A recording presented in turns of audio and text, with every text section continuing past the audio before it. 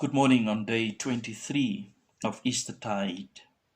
The word today is remind. John 14 verse 26. To remind. The Advocate, the Holy Spirit, whom the Father will send in my name, will teach you all things and will remind you of everything I have said to you. Trevor Hudson reminds us this morning of a sin that we fall into, and that is the sin of forgetfulness.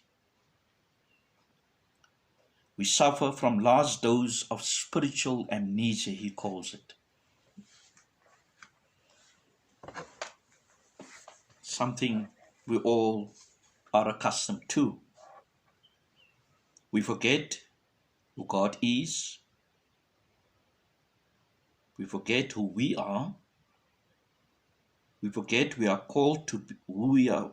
We forget who we are called to be. We forget who our sister and brother is. The effects of this forgetfulness reverberates throughout our lives. Called to worship God, we worship things.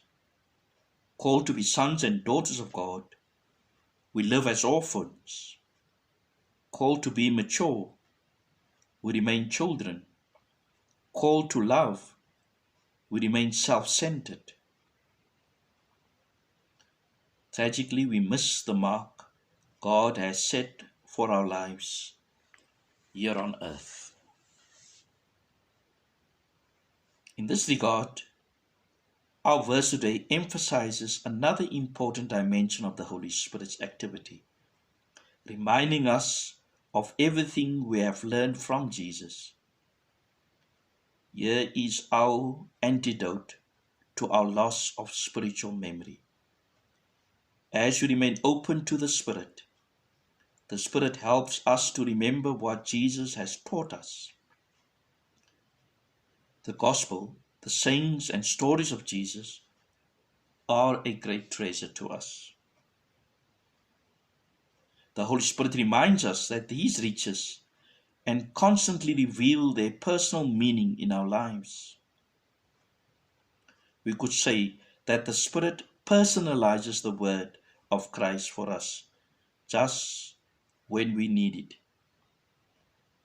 An external example word becomes an internal experience of the risen Christ, speaking to us in our personal way. You may know what I'm trying to describe, or we may experience what Trevor is trying to tell us. He wants us to get to know God through the works of the Spirit.